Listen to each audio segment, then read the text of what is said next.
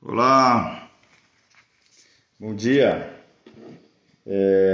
Meu nome é Daniel Kawakami, eu sou médico psiquiatra, sou diretor técnico da Clínica Maia Jovens, sou médico interconsultor do Hospital das Clínicas, do Instituto de Psiquiatria, e eu fui chamado hoje para a gente falar sobre um tema muito importante, né, um tema que a gente está no dia 16, estamos em meados de setembro, que a Associação Brasileira de Psiquiatria criou, né, já um dos programas mais mundiais, aí, mais amplos de prevenção de suicídio, criou o Setembro Amarelo, né, que é a ideia da gente ter esse mês, né, como temos outros meses aí, em relação a doenças, para esse tema que é importante, né, muito pouco, agora bastante falado, mas antigamente muito pouco divulgado, sobre o suicídio.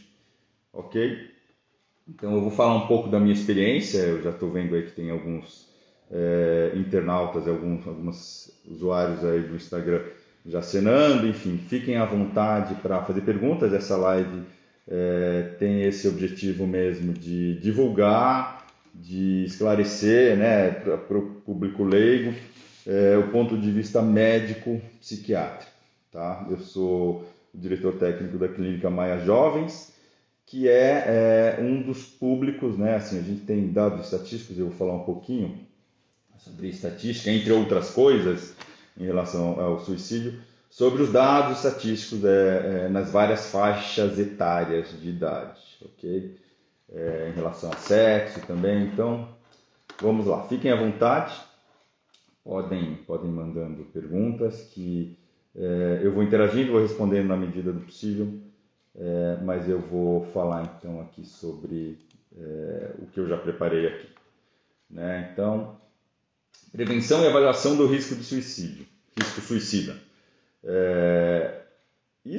O suicídio é um dos temas aí que nós psiquiatras estamos sempre às voltas com ele, né? Diariamente a gente tem que avaliar os pacientes, seja no consultório particular, seja nos prontos-socorros, nos hospitais gerais, né, médicos aí de interconsultas, psiquiatras que atendem em hospitais que não têm psiquiatria 24 horas, a gente está diariamente, praticamente, tendo contato com isso. E o suicídio é um tema que o médico psiquiatra tem que ser um especialista, né? Todo médico psiquiatra tem que saber entender, saber lidar, enfim, né? Isso, ver as suas próprias questões pessoais, como que ele consegue lidar com isso, porque é um risco ocupacional, é com isso que a gente vai ter que lidar, tá? Então, eu li uma vez num livro de psiquiatria o seguinte tema, e isso é uma verdade, né? Assim, o médico, existem dois tipos de psiquiatras, tá? Os que já perderam o paciente devido a suicídio e os que vão perder, tá? Infelizmente isso é verdade. Eu conheço médicos que não perderam, né? Enfim, né? Ainda, enfim, talvez eles não cheguem a perder, mas faz parte, a gente lida com isso, né? É uma coisa difícil, mas faz parte da nossa área. Bom, o suicídio vem do latim sui, né, próprio, e cedere, ou cide, matar, né, que é o ato intencional de matar a si mesmo. Okay? Sua causa mais comum é o transtorno mental, né, o transtorno psicológico. E entre os transtornos mentais, o que a gente pode entender, a depressão é o principal causador de suicídio. Tá? A depressão, transtornos de personalidade, uso e abuso de substâncias estão também amplamente ligados com o suicídio. Aliás, todos os transtornos mentais existentes estão ligados a um risco maior do que na população em geral de suicídio. Afora o retardo mental. O retardo mental não está ligado a um aumento em relação à população geral da pessoa cometer suicídio. Okay? Eu não falei, mas também o transtorno bipolar é bastante ligado, a esquizofrenia também, tá? Assim como eu falei, o abuso de álcool e substâncias. Tá? A OMS considera todo ato suicida, comportamento suicida, todo ato no qual o paciente ocasiona um dano a si mesmo, tá? Independente da intenção letal do paciente. Isso é muito importante. Tá? O paciente pode Isso é muito comum em pronto-socorros, né? O paciente tem um ato fazendo uso de alguma substância que nós médicos sabemos que, bom, isso aí não mata ninguém, né? Mas que para o paciente, se o paciente acredita que aquele remédio é eficaz, né? Ele tem uma alta intenção suicida, pode não ter o meio não ser tão letal, né? Porque o paciente não tem conhecimento da letalidade da substância. Então ele acha que vai matar, mas não mata, e então isso a gente tem que tomar cuidado nos hospitais de foi uma tentativa boba, né? Queria chamar atenção. Isso é uma coisa que eu vou falar sobre isso, né? Se surgindo ou não esse questionamento que é importante, tá? Assim, que todo o comportamento suicida deve ser levado em consideração, né? Por mais que você ache, a pessoa fez para chamar atenção, a pessoa fez porque brigou com o namorado, isso já é indício de, mesmo que tenha feito, né, nesse sentido, né, para chamar atenção, já nos dá indício para nós, né, da saúde mental, pensar, bom, que tipo de situação é essa que a pessoa precisa de um meio tão grave como uma tentativa de suicídio para conversar, para comunicar, para conseguir algo, né? Aquilo que eu falei para você, que às vezes em pronto-socorro a gente vê casos que não tem letalidade, o oposto é o contrário também, pensando nesse outro tipo de situação, onde a pessoa, ela, entre aspas, quer chamar atenção e faz um ato, usa alguma coisa, né, não pensando em realmente cometer suicídio, mas ela usa um meio muito letal, né? Então o contrário é verdade, ela pode errar e cometer realmente suicídio. Okay? E a gente pode pensar na ideação suicida real, né? Naquela pessoa que busca a morte por estar um sofrimento tão intenso, né? Porque uma pessoa realmente, genuinamente busca se matar. Muitas vezes sim, ela quer acabar com a própria vida, enfim, mas em geral é porque ela está com uma dor aguda, uma crise existencial tão grave que o suicídio não é para ela morrer, mas é para morrer a dor, é para acabar com esse sentimento, com essa angústia, né, existencial, essa não ver saída. Então a pessoa sofre tanto, o sofrimento é tão grande que o suicídio é uma resposta, ok? Mas como eu estava falando, a gente pode entender o suicídio como uma graduação, né? Como um degradê, né? Como um contínuo, né? Em medicina a gente fala num contínuo.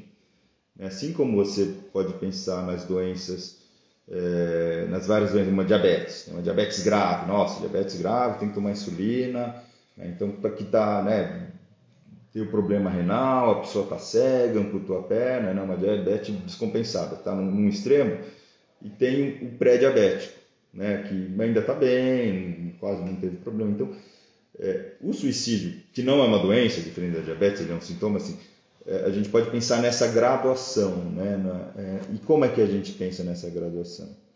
A gente pensa inicialmente, né, num extremo, logicamente, no suicídio propriamente dito, na pessoa falecendo por suicídio, né? Depois na pessoa tendo tido uma tentativa, tá, de suicídio, e nessa questão de um termo que em inglês seria suicidabilidade, né? Mal traduzindo em português, suicidability, mas em português seria suicidabilidade, né? Que seria avaliar o grau de suicídio, né?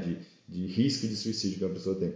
A gente pode ter desde de uma coisa que eventualmente nós mesmos podemos falar, né? Tá chateado com a vida, alguma coisa, queria morrer, né? Alguma coisa que você fala como qualquer coisa, né? Enfim, para um desabafo, até para a pessoa realmente pensar, poxa, tá difícil a vida, né? Eu podia acabar com tudo, de tão grande o meu sofrimento, tá? Aí depois a pessoa pode, né, cogitar isso, e um segundo passo seria pensar em meios. O que é que eu posso fazer? Aí tem uma grande diferença entre pensar em morrer e você em pensar, olha, eu vou comprar um veneno, eu vou ir, né? E tem uma outra diferença, mas essa não, eu vou ver um lugar, né?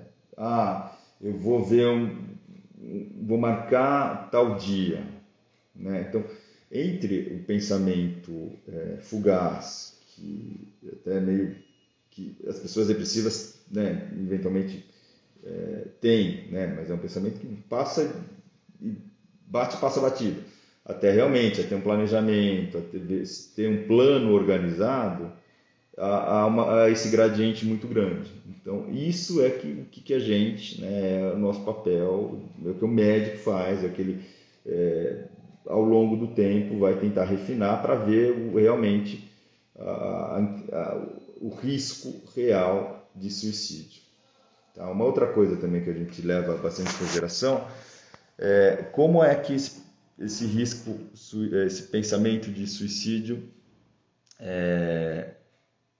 se apresenta para a pessoa. Se apresenta para a pessoa no sentido, muitas vezes a pessoa pensa no suicídio e fala, não, que isso, sai fora, não quero pensar nisso. Né? Então, ou seja, esse pensamento de suicídio não é confortável para a pessoa. Né? O que a gente fala que é egodistônico, não está em sintonia. Né? Então, isso é uma coisa boa, né? Que a pessoa repele esse pensamento. Não, pelo amor de Deus, não quero pensar em suicídio.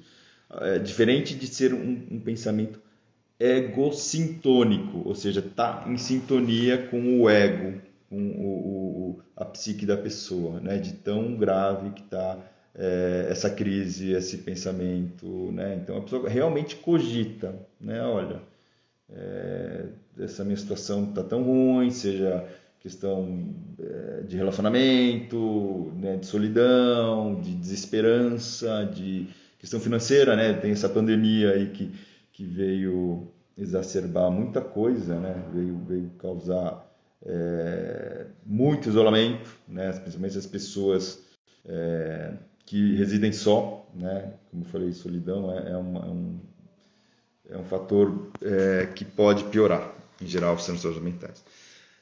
Mas enfim, eu falei então desses graus aí de suicidabilidade, né, para a gente entender, né, porque não é uma coisa binária, tem pensamento suicida, não tem pensamento suicida. Ok, tem pensamento suicida, mas em que grau está esse pensamento suicida? Né? O que a gente tem que levar, em que ponto desse contínuo, desse degradê aí, dessa graduação está o sintoma da ideação suicida, né? Comportamento suicida, suicidabilidade é um sintoma, tá? Não é um sintoma de muitas doenças, né? Como eu falei, depressão é a principal.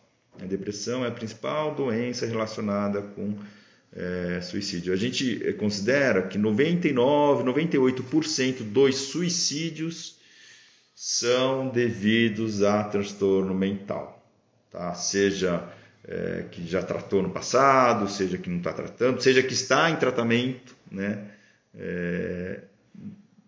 Estar em tratamento é um fator de proteção muito grande para pessoas depressivas, para pessoas com transtorno mental, mas não garante, né? Não garante, né? Dependendo da situação, a doença é tão grave que mesmo assim a pessoa em tratamento tenta e comete suicídio, ok?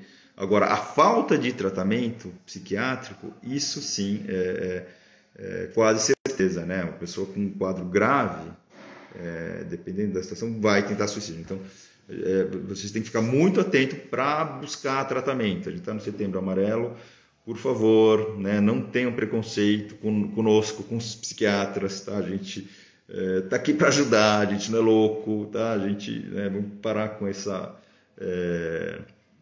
psicofobia, né?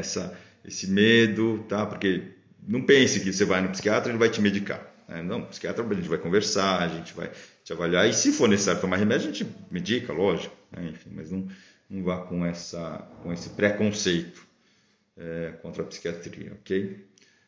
Eu falei disso, né? Desses dois tipos de psiquiatras, né? Que realmente o suicídio assim como o infarto é especialidade do cardiologista, né? O suicídio, a ideação suicida deixa com o psiquiatra, tá bom? Vamos lá. A gente tem aí dados antigos, dados de 2012, né? Já vai mais de 8 anos atrás. A OMS, vou falar alguns dados assim só para ilustrar, tá?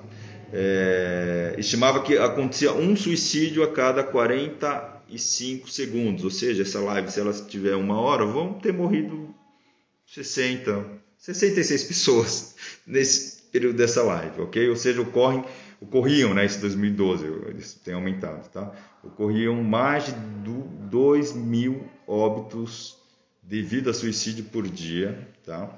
Sendo que o total de mortes por suicídio supera o total de mortes causadas por homicídios, acidentes de transporte, guerras e conflitos civis no mundo. E esse é outro dado que eu tinha comentado, que o suicídio é a segunda maior causa de morte entre uma faixa etária de 19 a 25 anos de idade, né? E até tem estudos que dizem mais cedo, entre os 14 e os 25 anos de idade, né? Que era isso que eu quero comentar com vocês, né? Assim, então, qual que é a primeira causa de morte aí em pessoas jovens, né? Quando a gente fala 19 a 24 anos, né? Ou de 14 a 20 e poucos anos, a gente está falando de uma faixa etária extremamente produtiva, né? No começo da vida, uma faixa etária em geral, a gente tem saúde, né? A gente é jovem, a gente tem saúde, é o ápice, né? do funcionamento do nosso organismo, né? E por que acontece isso? Como é que morre tanta gente devido a suicídio? Bom, a gente tem que entender que assim, a primeira causa, em geral, são acidentes, são causas externas, enfim, porque é uma faixa etária saudável. Ela é a segunda causa nessa faixa etária, porque tem 2 picos a questão do suicídio em relação à faixa etária. Tem nessa faixa etária, final da adolescência, começo da idade adulta, um pico muito grande de suicídio, e tem depois na velhice, né? Por outros motivos. Mas, em geral, na final da adolescência é um período de muita transformação, é um período em que está fervilhando de hormônios ali, tanto homem quanto mulher. A pessoa está entrando numa transição da infância para uma idade adulta, né? Além dos conflitos familiares. Então, tudo isso, por si só, já né, quem tem filho adolescente sabe, né? Quem teve, enfim, todo mundo sabe, todo mundo que é adulto tem uma ideia, que já passou por essa adolescência, sabe o qual difícil é essa fase. Agora, você soma isso, muitas vezes, o início de transtornos mentais ocorre nessa faixa etária, no final da adolescência e começo da idade adulta. Existem transtornos mentais que começam mais cedo, existem, né? Autismo começa 3 anos de idade, eventualmente. Depressão, tem depressão que acontece com 60 anos, 50 anos de idade, lógico que tem, mas a grande maioria dos transtornos mentais, das doenças psiquiátricas, ocorrem nessa faixa etária, final da adolescência, começo da idade adulta. É um período que já por si só é de grande turbulência, e um período também onde a pessoa vai ter os primeiros sintomas, seja de uma esquizofrenia, seja um transtorno bipolar, seja uma depressão, que é o mais frequente. Então, é um momento onde a pessoa que nunca teve isso, é a primeira vez que está tendo esses sintomas, ela se vê perdida, ela não sabe que aquilo tudo é novo, né? Seja um quadro de esquizofrenia, a pessoa ficando persecutória, ficando com alucinações auditivas, né? O mundo que já está turbulento fica mais turbulento. Um adolescente ali, normal, né, que vinha estudando, se relacionando com os amigos, começa a ter depressão, começa a se achar menos do que os outros, então aquilo ali é novo, então o adolescente não sabe lidar com aquilo, não tem não tem meios e muitas vezes não consegue contar com o auxílio da família, tá? E é por isso que nessa faixa etária é importantíssimo que se tenha um olhar atento para as crianças e para os adolescentes, porque muitas vezes a criança, o adolescente não vai falar dessa ideação suicida, não vai falar, mãe, estou pensando em matar, né? Nem o adulto faz isso, enfim. Muitas vezes o adolescente não tem nem recurso para tal. Então, é necessário uma atenção especial, tá? Professores, né? Pessoas que atendem, né? E que dão aulas aí, né? Que essa pandemia piorou tudo, mas enfim. Pessoas que têm contato com crianças, né? Tem um professor sensível que está acostumado a ver aí, sei lá quantos, 100 alunos por ano, né? Mais até, enfim. Então, ele tem que ter uma sensibilidade para observar, para chamar de canto, né? Porque não vai ser uma coisa pronta. Né? Para nós, psiquiatras, até já vem uma coisa meio pronta. Ó, doutor, está pensando, tentou se matar, está se cortando. Mas o mais importante é esse diagnóstico precoce. Tá? E isso fica nas entrelinhas, não fica uma coisa gritante. Tá? É por isso que muitas vezes a gente tem esse pico, né? Assim, esse nível tão alto de suicídio nessa faixa etária. Primeiro, naturalmente, é um período de ocorrência do início das doenças mentais. E em segundo, talvez uma falta de diagnóstico. A gente vai ter que refinar nosso olhar. Isso, eu digo pais, digo professores, digo pessoal da saúde, mas não só. Né? O psiquiatra é ali quando a coisa, muitas vezes já procura porque já teve a tentativa.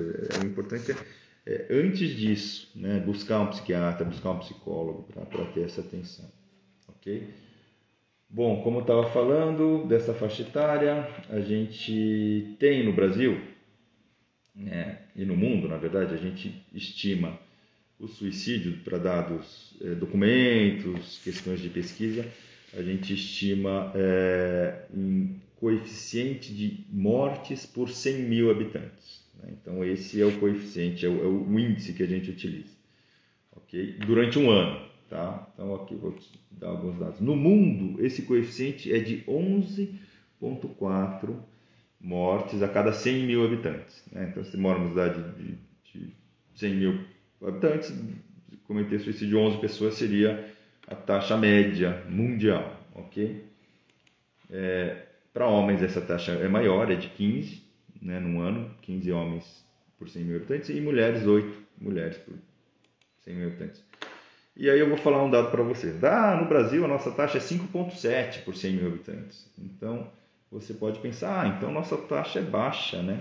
Nossa taxa não é muito alta. Se no mundo é 11, a gente está com metade. Mas não, a gente tem que levar em conta a subnotificação que pode acontecer. Tá? A gente tem que levar em conta também que a gente é um país extremamente populoso. Tá? Então, esse número na soma total é muito elevado, né? E uma morte por suicídio já é uma coisa que a gente tem que se preocupar, ok? Mas assim, né, como eu te disse, no Brasil, essa taxa que a gente tem que levar isso em conta, que pode estar subnotificada, é 5,7. Isso é um dado bem antigo, tá? Eu acho que o dado está um pouco maior, talvez 7. Mas, por exemplo, a gente tem na Índia. A Índia essa taxa está de 21, né? Na Rússia, 19, enfim. São taxas um pouco mais elevadas, ok? Vamos lá. Falando sobre... Deixa eu ver aqui se temos perguntas aqui. Eu tenho que entrar aqui. Bom, enquanto eu vou vendo o que vai tendo pergunta, eu vou colocando outras situações aqui. Temos umas perguntas. Tem uma dúvida bastante comum. Quais as causas mais comuns associadas, né, ao suicídio? Isso eu creio que deixei claro para vocês, né? É transtorno mental. Eu falei para vocês que 99% das causas de suicídio são devido a transtorno mental.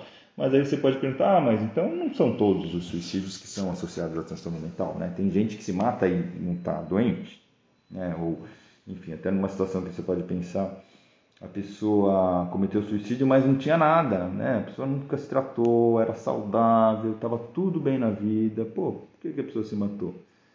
Muitas vezes a gente considera, né, assim, que a pessoa estava bem, entre aspas, né? Assim, a gente vive numa sociedade onde a gente tem que se manter forte, se manter firme, né? E às vezes a gente não sabe o que está se passando por trás, ali, por baixo da pele, por baixo da pessoa, Então, por mais que a pessoa não busque tratamento, não faça tratamento, né? A pessoa é ali uma pessoa exemplar, um funcionário exemplar, um marido exemplar, mas a gente tem que ver a que custo essa pessoa está funcionando, né? Que estrutura psíquica essa pessoa tem, porque na superfície pode parecer tudo bem, né? Pode parecer que a pessoa está bem, mas ali é na superfície, porque ali embaixo a pessoa não está tomando remédio, ok, né?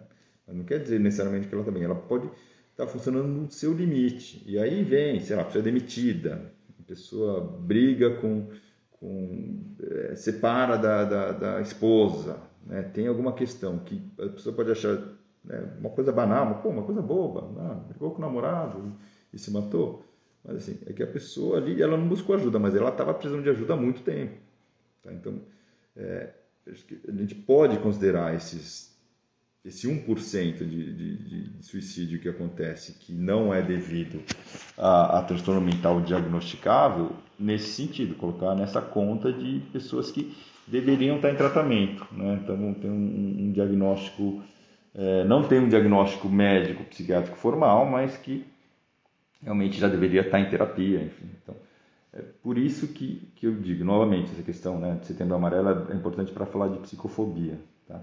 Procurar um psiquiatra, procurar um psicólogo, isso é sinal de saúde, não é sinal de doença, entendeu? Então, fazer terapia, né, assim, a pessoa tem que ter acesso, né, como eu disse, a pessoa tá na superfície, está tudo bem, mas ali no fundo, a pessoa não está bem, não tem estrutura, tá? Então, tem que se colocar à prova, né? Se colocar à prova fazendo terapia, né? Assim, testar o limite, a frustração, né? Porque senão é o que acontece. Isso a gente pode pensar um pouco na sociedade atual, né? Nesse aumento de suicídios, né? Nessa baixa tolerância à frustração, principalmente dos mais jovens, né? Porque a gente tem isso de facilitar tudo, né?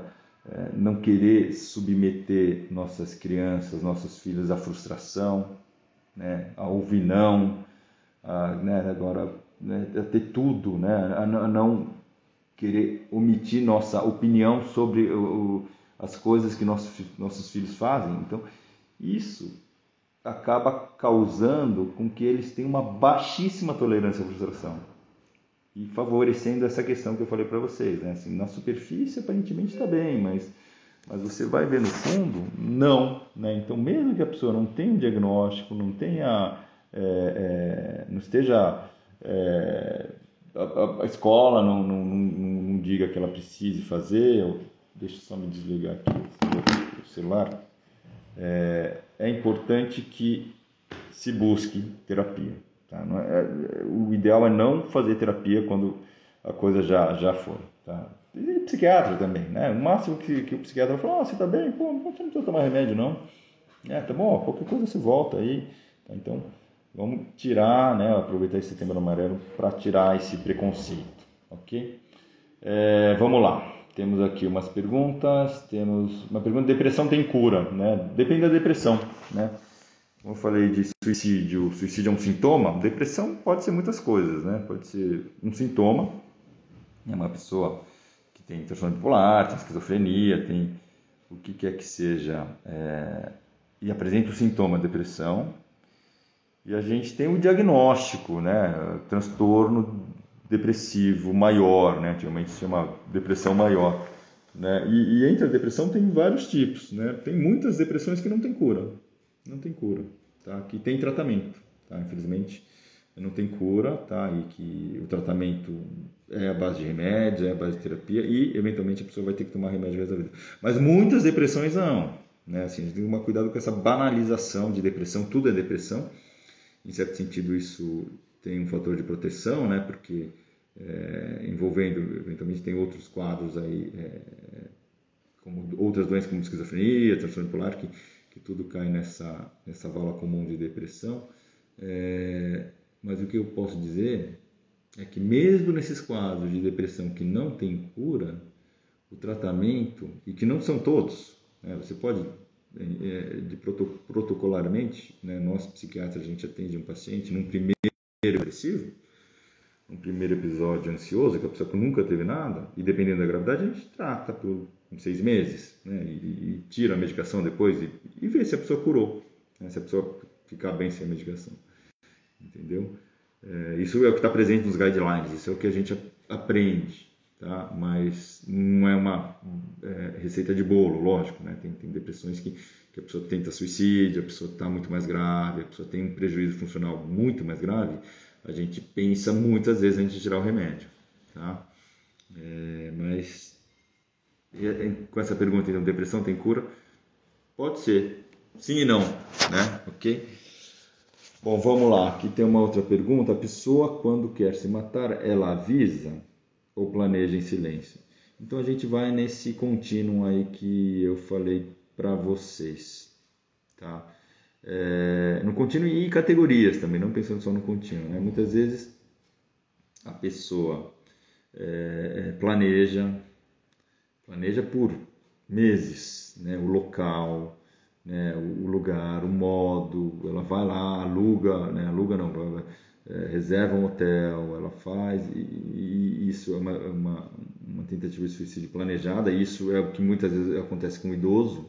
Eu falei de jovens, mas os idosos, em geral, quando eles tentam, eles têm um alto nível de sucesso, tá? Por quê? Porque muitas vezes eles já estão, eles não têm tanta ambivalência, tá? Seja porque eles já passaram por muita coisa da vida, então ele toma uma decisão resolutiva: eu vou me matar, né? Pensei, fiz um balanço da minha vida e vou me matar. Então, e aí não é uma coisa impulsiva, né? Diferente do jovem. No jovem que teve essa questão da tolerância à frustração, quando eu disse, brigou com um namorado, teve uma palavra mais grossa que ela entendeu que o pai e a mãe falou, e que aparentemente é uma coisa pouca, a pessoa não pensa muito, não pensa duas vezes e tenta suicídio. Pula da janela, toma remédio, né? Ou pula, enfim, no metrô, tá na frente do carro.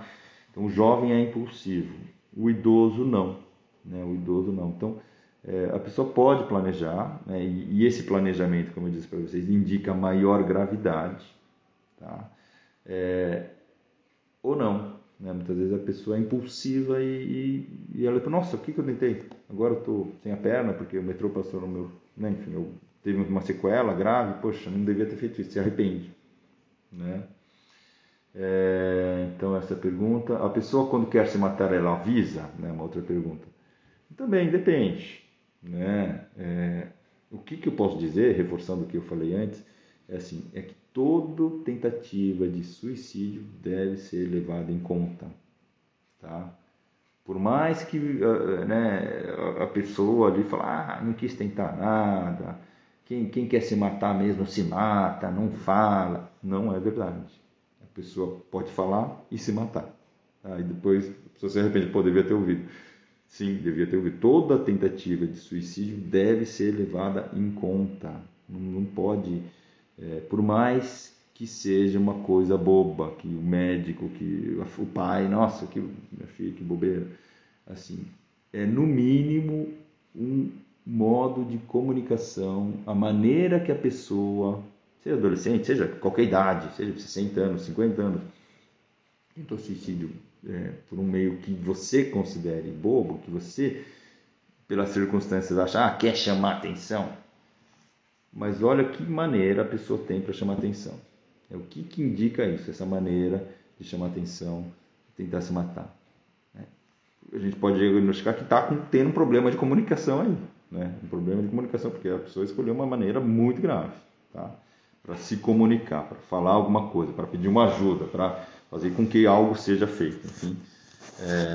Então, isso... deixa eu ver aqui outra pergunta. O que eu posso fazer quando uma pessoa diz que quer tirar a própria vida? Você tem que escutar. Você tem que escutar, você tem que estar genuinamente atento, né? Assim, preocupado, né? Genuinamente sugerir: olha, vamos lá no hospital, tem um hospital ali que eu acho que a gente tem um psiquiatra lá, ou tem um consultório de uma boa psicóloga, um bom psicólogo que eu conheço. Eu acho que isso é o mínimo que você tem que fazer, tá bom? Aí tem uma outra pergunta aqui, quais atitudes práticas do dia a dia podem fazer com que eu recupere a vontade de viver? Olha, é uma pergunta muito complexa, né? Recuperar a vontade de viver, mas o que são coisas que em geral eu falo, né? Assim, para quando seja um paciente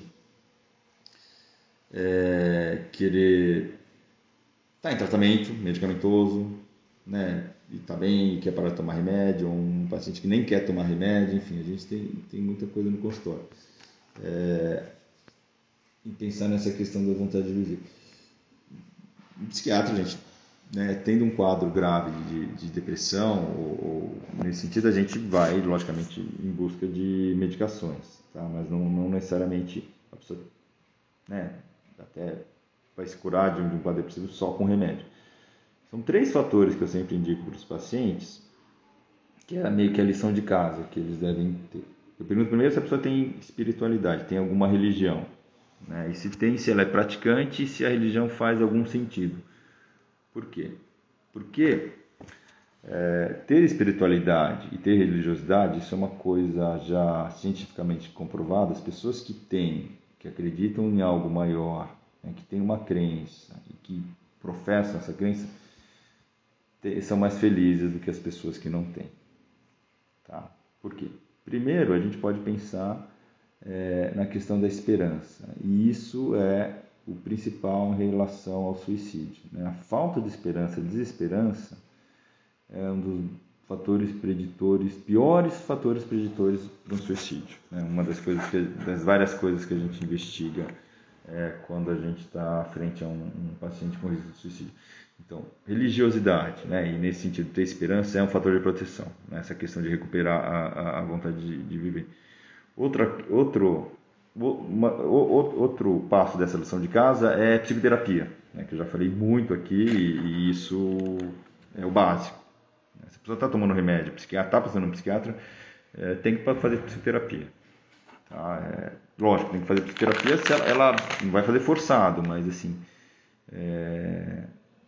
tem essa indicação. Porque muitas vezes a medicação ela vai agir só nos sintomas, né? Ela não vai agir na causa.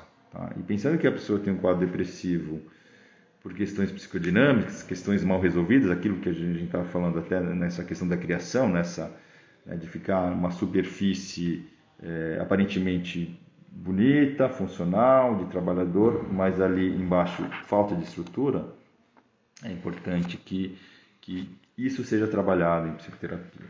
Ok? Vamos ver o tempo aqui, acho que a gente tem mais uns 15 minutos. Outra questão que a gente tem, que é importante também, é atividade física, né? Porque é importante que também, dados científicos, né? Não estou falando da minha cabeça.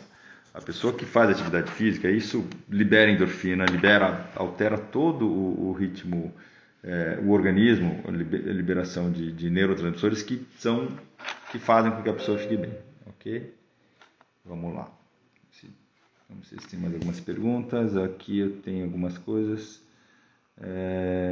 Isso aqui, a prática de esporte ajuda no combate à depressão. A Dari Elson, eu não tinha visto. Porque as pessoas que têm depressão melhoram por um tempo, depois têm recaídas, e eu acho que tem piorado neste isolamento social. Com certeza, Mirko. Esse isolamento social é uma coisa que está, assim, exacerbando violência doméstica, exacerbando o uso de álcool, exacerbando transtornos ansiosos, né? Eu tive um aumento muito grande de pacientes que me procuram no meu consultório, pacientes novos, né? Por causa disso, por causa de ansiedade, né? E conversando com outras pessoas, parece que a psiquiatria é a única especialidade que teve esse aumento, né? E a gente está falando dessas ondas aí do Covid, a gente está esperando que tenha uma onda. Deixa eu tirar o som do aparelho.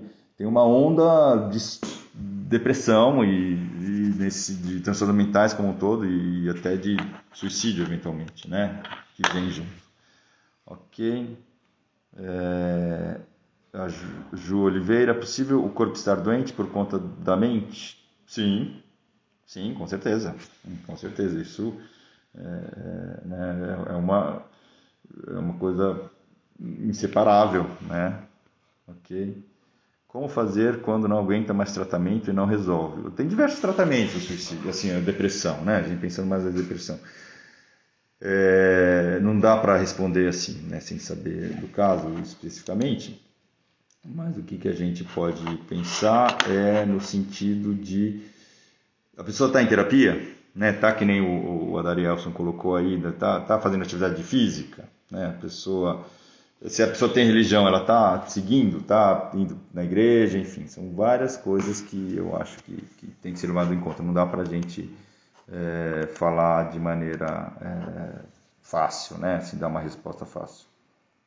Como fazer quando parece que não faz efeito? Enfim, tem essas medicações, tem medicações novas, né? Existem coisas novas aí, não muitas coisas, isso falando do ponto de vista médico, né? Tem aí a ketamina, né, que é uma droga nova que vai ser lançada, tem aí o ECT também, que é uma possibilidade, que é o eletroconvulsoterapia, né, um antigo tratamento de choque, né, que antigamente era feito até como uma questão de punitiva, né, mas o que a gente sabe, tem evidência científica, estou falando tudo isso tem evidência científica, tá? Não estou falando nada que é da minha opinião, que é um dos melhores tratamentos. Tá? O ECT é muito bom. Olha aqui, o Cosme está colocando que todos os dias acorda com pensamentos suicidas e que já fazem 6 meses de remédios. Então, Cosme, a gente tem muitas vezes a pessoa que tem depressão, a depressão ela fica, ela pode fazer parte realmente, né, do quadro depressivo. Tá? A gente tem que avaliar, né, o que eu sugiro é que você converse com seu médico, psiquiatra, né, com a sua terapeuta, vê aí outras modalidades, tá? Vamos ver. O que significa quando tem 2 casos de suicídio na família? Tá. Então esse levanta um outro tópico importante em relação à pós-venção, né? Tem a intervenção, né? Aliás, a gente pode falar da prevenção, né? Prevenção, que é o tema aí, acho que eu não falei muito de prevenção, né, do suicídio, da prevenção, tem a intervenção é com a gente, né? Muitas vezes a pessoa tenta se matar, veio trazida aqui para o hospital, a gente tem que intervir, né? E tem a pós-venção. Mas vamos falar então em relação a isso, o que significa quando tem 2 casos na família de suicídio, né? Assim, 2 pessoas na família cometeram suicídio, né?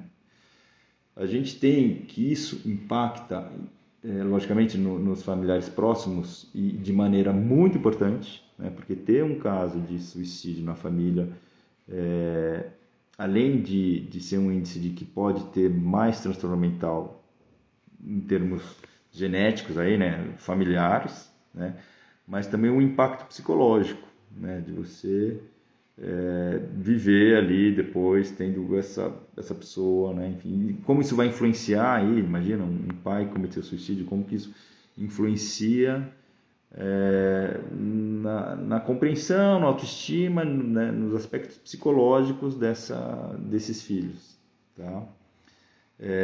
Então a gente pode levar para essa linha de ter uma questão biológica, poxa, ter 2 casos de suicídio na mesma família, e é de sangue, poxa, então a gente tem que ficar de olho, né, nessa pós-venção e numa prevenção dos que ficaram, né, dos sobreviventes, né, em psiquiatria a gente usa esse termo, sobreviventes ao suicídio, né, enfim, então ficar de olho.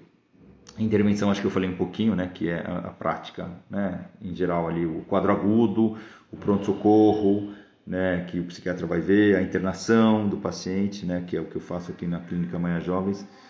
Mas pensando em prevenção a gente pode pensar em vários níveis, né, assim, prevenção primária, né, que seria ali de evitar meios, ter acesso a meios de suicídio, né? E assim, pode parecer uma coisa boba, mas assim, qualidade de vida, saneamento básico, né? As pessoas terem Segurança. Segurança é um fator de proteção para o suicídio, né? Assim, promoção à saúde mental é um fator de proteção ao suicídio. Tá? Então, o que tem que estar atento a isso, né? Falando em prevenção, eu comentei um pouco nas escolas, né? Essa sensibilidade, né? Dos professores, das pessoas que lidam, né? Dos pediatras, né? Das enfermeiras, das pessoas que lidam aí com crianças, né? E essas pessoas elas têm, né? Assim, tão acostumadas que elas veem que, poxa, tem alguma coisa errada aqui com tal aluno, né? Vamos conversar com a família, né?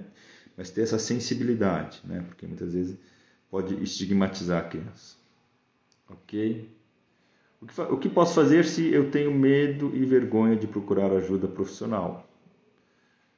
Olha, você vai ter que vencer seu medo, né? Você vai ter que, aliás, muito simples falar isso, vai ter que buscar ajuda nos seus entes queridos aí, na sua mãe, no seu pai, né? De tentar no seu posto de saúde, né? No agente comunitário de saúde, no seu médico cardiologista, no seu médico ginecologista, né? Ginecologista, cardiologista, médicos clínicos, eles também, eventualmente, dentro de certos limites, eles tratam quadros de ansiedade, quadro de depressão, né? Então é muito comum, né? E muitas vezes eles fazem isso muito bem, muitas vezes não tão bem, né? Quando utilizam, às vezes, muito calmantes, né? Da Rivotril, remédios para dormir, isso não é muito legal. Mas assim, quando o quadro psiquiátrico fica mais grave, eles têm obrigação de indicar para especialista, né? Assim como eu não vou tratar ninguém com infarto, né? Eu vou encaminhar para um cardiologista, uma pessoa com uma dor no peito, algum problema, o cardiologista tem que encaminhar um paciente depressivo, ansioso para um psiquiatra quando ele vê, né? Quando se agrava, quando tem um transtorno mais grave. Eu falei um pouco essas atitudes, então, atitudes práticas do dia a dia, eu acho que é isso, né? Assim, eu falei essa lição de casa, né? Religião, se faz sentido, lógico, você não vai na religião se não tem sentido. Psicoterapia também vai um pouco aí, não quero fazer terapia. Tá bom, deveria fazer, mas... E religião, atividade física... psicoterapia e atividade física. Tá? Então, acho que se expor, né? Essa questão que a gente não está podendo ter muito nessa atual pandemia, mas... ligar para um amigo, né? A gente não pode confraternizar presencialmente, mas você pode pegar seu celular e ligar para aquele amigo antigo lá do colegial, que você era muito próximo, da faculdade, entendeu? Retomar pessoas que você sabe que te fazem bem, né? Acho que a gente tem que cercar desse tipo de pessoas, tá? Então, é uma possível atividade prática, ok? A pandemia pode estar favorecendo isso, de reencontros aí, né? Como é o tratamento de alguém que manifestou pensamentos suicidas ou que infelizmente já fez a tentativa do ato? Há diferenças dependendo da idade, por exemplo, no caso dos jovens? Então, acho que isso nos leva à questão de que você ter esse olhar diferenciado, né? Como eu disse, o adolescente muitas vezes não vai verbalizar que quer se matar, então você tem que ficar atento ao tempo de tela, né? Assim, isso é outra questão, o tempo que a pessoa fica em determinada atividade, ao isolamento. Tempo de tela eu digo, né? A pessoa fica muito no celular, fica muito no videogame, né? Isso não é uma coisa boa, né? Ao tempo que a pessoa fica isolado, né? Essa tolerância à frustração, e isso a gente tem que ter acessibilidade nos jovens de levar em conta esse desconto da adolescência. Então, tem que ter uma grande sensibilidade. Não, doutor, ele não era assim. Que é muito doutor, ele era de um jeito, era rebelde, mas ele piorou. Agora ele está mais isolado, não está falando com ninguém, não está saindo com os amigos, ok? E nos idosos, como eu disse, tem essa questão que muitas vezes eles não dão sinais, tá bom? Bom, a gente tem mais 5 minutos, eu acho que eu consegui esclarecer algumas coisas. Eu vou deixar, então, essa live. Eu quero que vocês, as dúvidas aí que vocês não tiveram esclarecidas, fiquem à vontade de mandar aí para o nosso Instagram, tá? Eu vou, espero retornar, esse é meu primeiro live, né, pela Clínica Mais, espero ser convidado novamente para realizar outras lives. A gente está no meio de setembro, né, Setembro Amarelo, tá? A ABP, que eu faço parte da Associação Brasileira de Psiquiatria, eu sou membro da Comissão de Emergências Psiquiátricas, tá? E a gente vai lançar aí, era para ter um congresso em outubro, mas não vai ter, mas a gente vai lançar vai ser lançado, independente de não ter congresso presencial ou não, os guidelines, né? Os guidelines são os protocolos do suicídio, né? Eu não participei, esse ano eu não participei desses guidelines, enfim. Vou participar sobre agitação psicomotora em infância e adolescência para o ano que vem, mas eu faço parte dessa comissão, então a ABP tem, e você pode acessar, enfim, o site da ABP que fala muito sobre o Setembro Amarelo, mas eu quero deixar aqui, tá, me deixar à disposição para vocês acessarem aqui, espero, né, como eu disse, a gente fazer outras lives aqui pela Clínica Maia. Sou diretor técnico da Clínica Maia Jovens, né? A gente tem muitos adolescentes com suicídio. Pais, prestem atenção, professores também. E eu quero agradecer a todo mundo, muito obrigado. E eu vou encerrar aqui essa live. Eu tenho que só saber como é que eu encerro. Eu acho que é aqui em cima. Até mais, muito obrigado a todos vocês. Tchau, tchau.